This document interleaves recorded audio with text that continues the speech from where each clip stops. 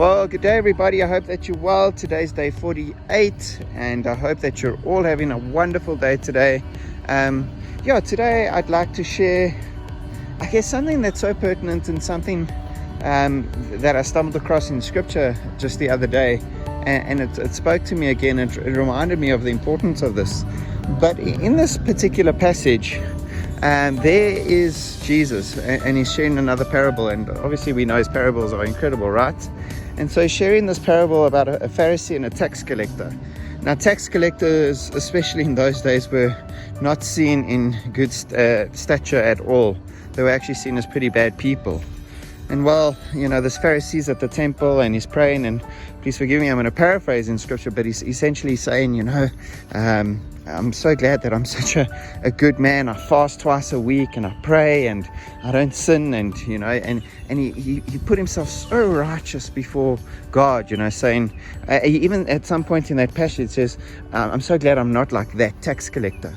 Now, for him to make such a big and bold statement, sure, and the tax collector standing there next to him, and he does the most profound thing. He beats his chest and he says, have mercy on me, O God, a sinner, because he knows and he acknowledges that he indeed is a sinner. And so I think that's something, guys, I think that's something that we need to take with us as well. I remember a pastor from a church a couple of years ago would say to me, Dane, if you're struggling to sleep, or if you're struggling to relax and just rest in the Lord, kind of breathe that prayer out, take a deep breath in and say, God, have mercy on me. And then as you breathe out, say, a sinner. God, have mercy on me, a sinner. And the reality is we are all sinners. A quick story that I'd like to share.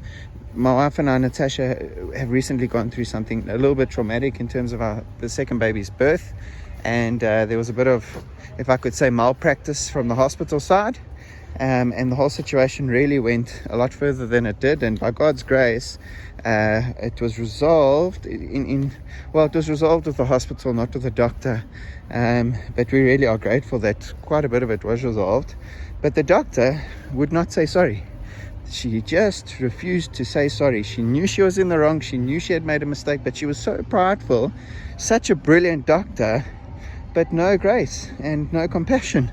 And she really was at fault, and all she needed to do was say sorry. And I think my wife and I, Natasha, we reflected over the story countless times, and we spoke about it, and we said, how to approach being the next day after making such a big mistake.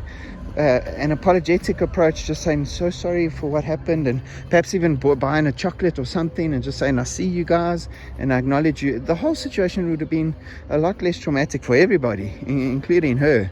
And so, I think that humility, being able to say sorry when you're wrong, carries so much weight and so much strength and makes such a huge difference. God, have mercy on me, a sinner. I pray that will be encouraging to you all today. May God bless you. Pray you have a great day.